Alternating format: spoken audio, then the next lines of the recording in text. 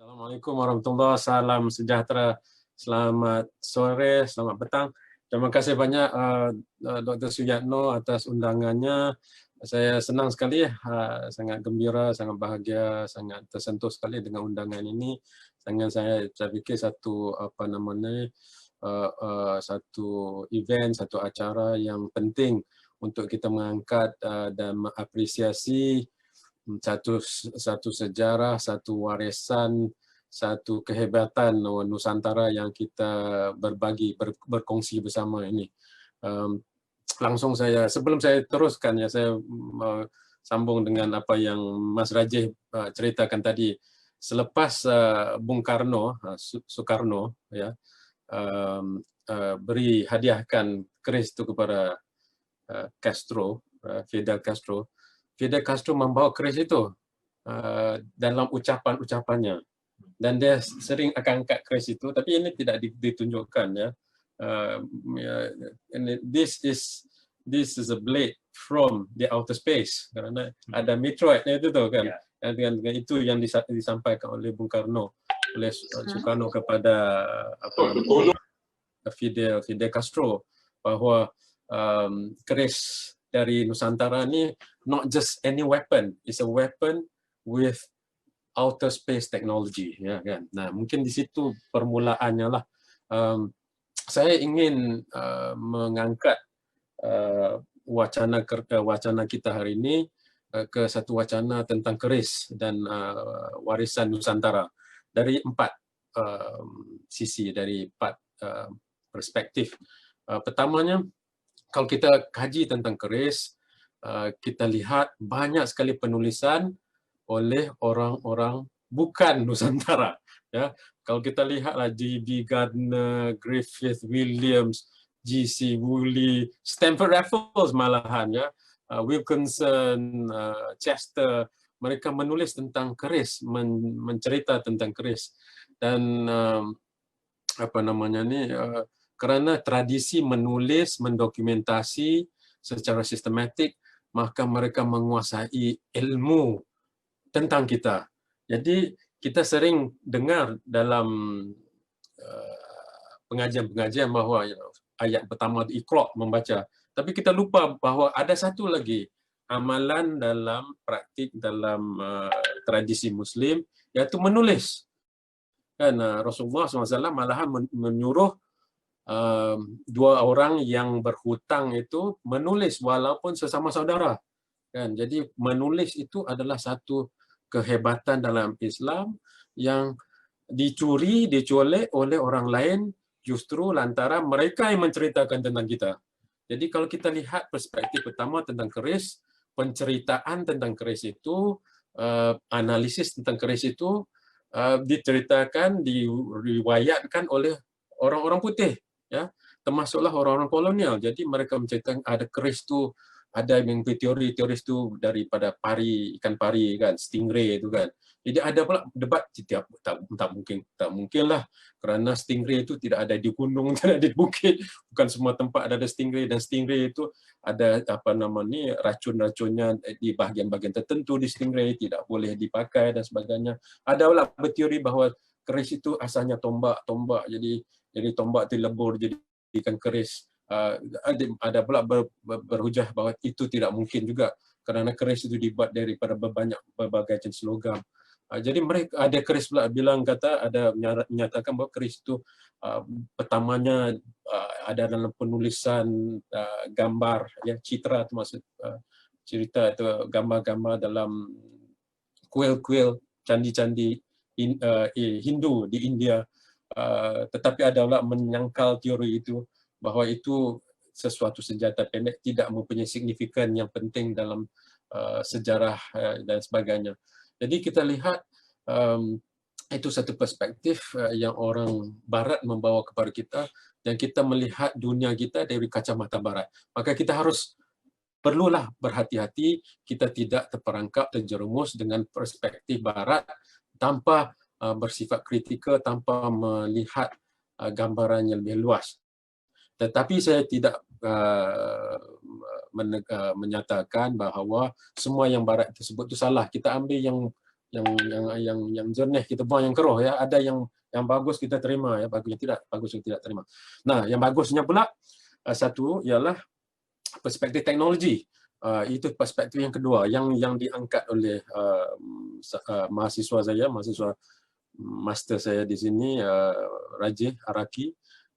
Iaitu keris, teknologi di sebalik keris itu. Tadi saudari Anis tadi menyatakan tentang lok dalam keris itu ya. Dan sering kita dengar bahawa keris itu ada satu senjata yang bagus untuk menewaskan lawan kerana aerodynamic of the keris itu kan. Dia masuknya senang, dia cabutnya tu inflict the maximum pain kerana bentuk lekuknya itu kan. Jadi masuknya senang, keluarnya sakit gitu kan. Berbanding dengan yang kalau straight gitu ya.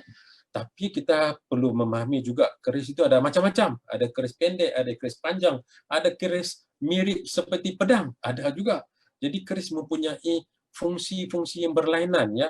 Ada yang berbicara bahawa keris itu ada apabila seorang turun ke medan perang itu dia ada 3 keris. Satu keris yang diberi oleh bapaknya, satu keris yang diberi mentuanya, satu keris yang dia sendiri ketemu, sendiri jumpa ya.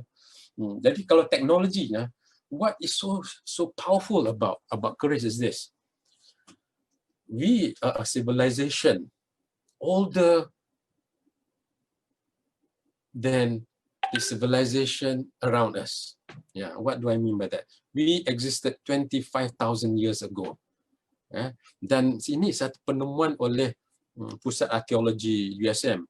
And this is interesting when they discover satu cradle di Sungai Budaya di Kedah tu. And it is the oldest mark of civilization in Southeast Asia. Dan dia cuba buat carbon dating. Carbon dating itu satu proses sains untuk menentukan hayat sesuatu objek, terutamanya batu ataupun metal dan sebagainya. Dan Datuk Profesor Mokhtar ini ya, pengarah arkeologi negara yang ada di USM, pusatnya ada di USM, tidak dapat buat carbon dating.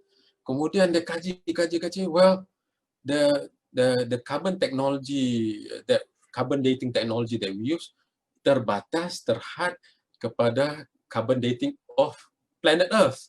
So he got to go to other labs, laboratories, right, untuk membuat carbon dating ya, termasuklah pergi ke Cambridge dan sebagainya.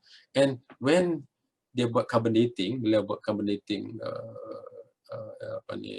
outer space, asteroids, meteoroids, stones, baru dia tahu bahawa we have large sum of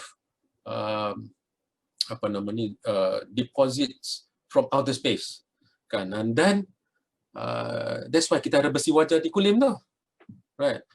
Besi wajah, bahasa Indonesia wajah baja, betul, baja. Dan kehebatan keris ialah we have the technology to amalgamate different metals into one. Ini teknologi zaman dahulu yang belum ada lagi kan.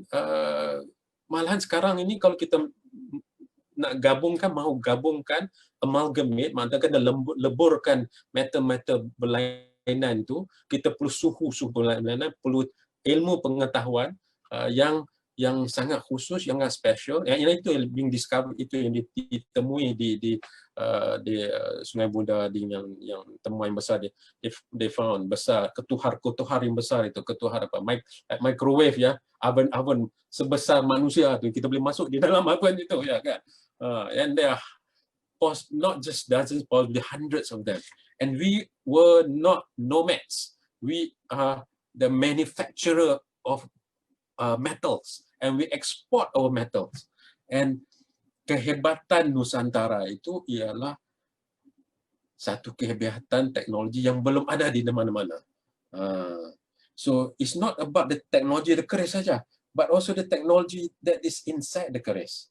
Dan kalau kita balik ke Taman Sari kan ada 7 jenis metal yang digabungkan, dan daripada 7 tempat yang ada di pasak, paku, pagar, 7 par kan, macam-macam 7 par tu kan, digabungkan, and that requires high level of knowledge in amalgamation, not just. Jadi kalau kita nak gabung gangsa dengan emas pun tidak mudah, ni apalagi 7 jenis metal. Termasuklah metal dari angkasa lepas. Dan kalau kita tengok keris itu, if I may take satu contoh keris.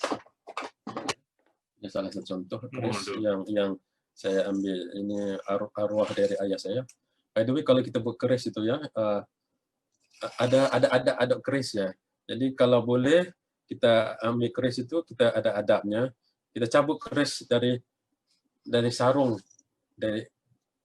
bukan dari bukan dari cabutnya, bukan menghunus bilahnya, tetapi mengeluarkan sarungnya. Kalau dahulu kita menghunus bilah tu maksudnya we are ready to fight.